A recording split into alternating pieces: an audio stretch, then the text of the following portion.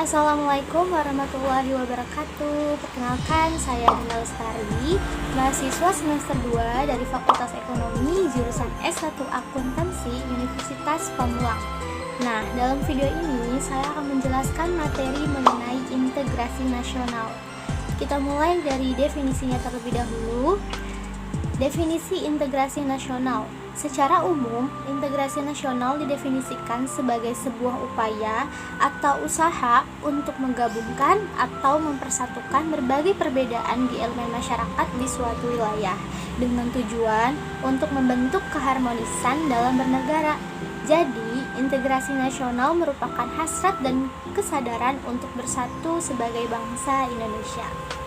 Nah, secara antropologis, integrasi nasional ini diartikan sebagai suatu proses penyesuaian berbagai unsur kebudayaan yang saling berbeda, sehingga terjadi keserasian fungsi dalam bermasyarakat. Nah, ada lagi nih definisinya secara politis, yaitu suatu proses penyatuan berbagai kelompok sosial dan budaya di dalam negara Indonesia yang membentuk identitas bangsa.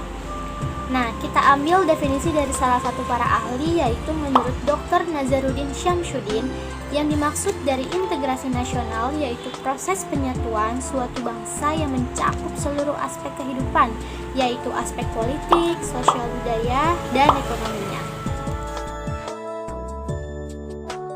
Nah, yang kedua akan kita bahas mengenai jenis-jenis integrasi nasional.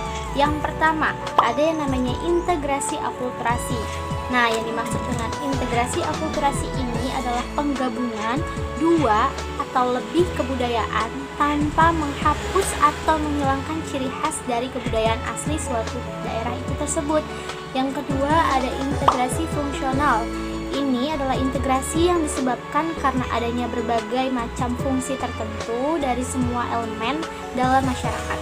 Yang ketiga, ada integrasi normatif, yaitu penggabungan yang terjadi karena adanya norma-norma yang berlaku dan mempersatukan masyarakat, sehingga integrasi lebih mudah terlaksana.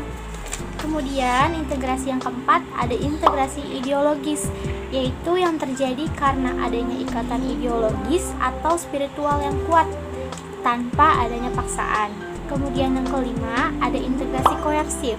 Ini terjadi karena adanya paksaan dan pengaruh dari penguasa.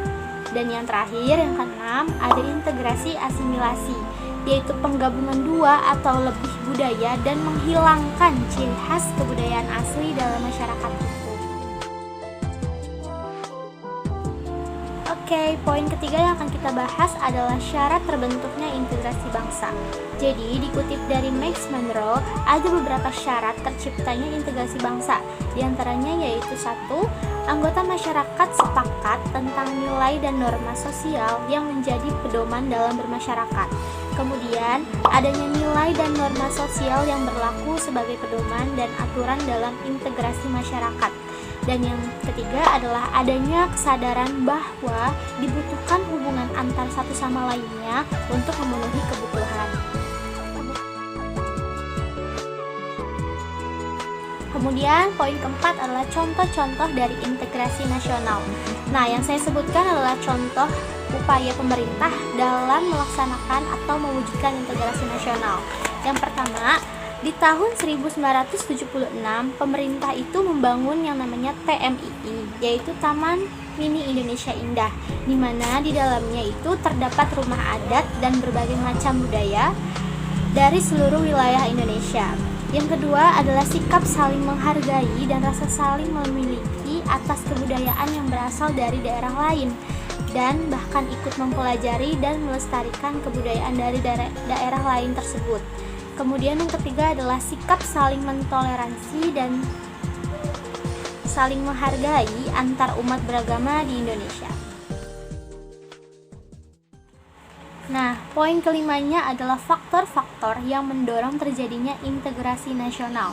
Yang pertama adalah konsensus nasional dalam perwujudan proklamasi kemerdekaan, Undang-Undang 1945, bendera merah putih, Pancasila, bahasa kesatuan, dan lagu kebangsaan.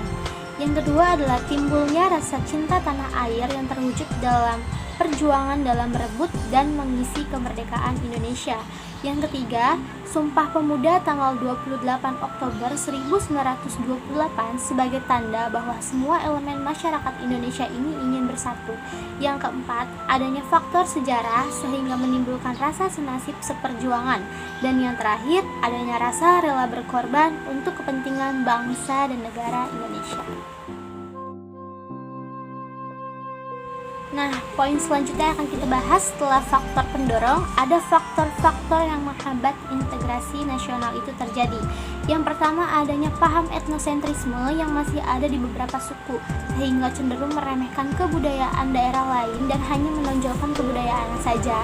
Kemudian yang kedua adalah wilayah negara Indonesia ini yang sangat luas dan terdiri dari ribuan pulau, serta dikelilingi lautan yang luas. Yang ketiga, keanekaragaman bahasa, daerah, budaya, ras, agama, dan perbedaan-perbedaan lainnya yang ada. Dan yang keempat adalah masih banyaknya konflik SARA, yaitu suku, agama, ras, dan antar golongan, demonstrasi, dan gerakan-gerakan separatisme yang terjadi. Nah, jadi kesimpulannya adalah dengan mempelajari tentang integrasi nasional ini, kita menjadi tahu dan paham bahwa penting menjaga dan melestarikan kebudayaan Indonesia. Karena Indonesia yang memiliki banyak suku dan bangsa serta sumber daya haruslah dikelola dengan profesional untuk kepentingan rakyat. Semoga pembahasan kali ini bermanfaat. Terima kasih atas perhatiannya dan mohon maaf jika ada kesalahan dalam pembahasan.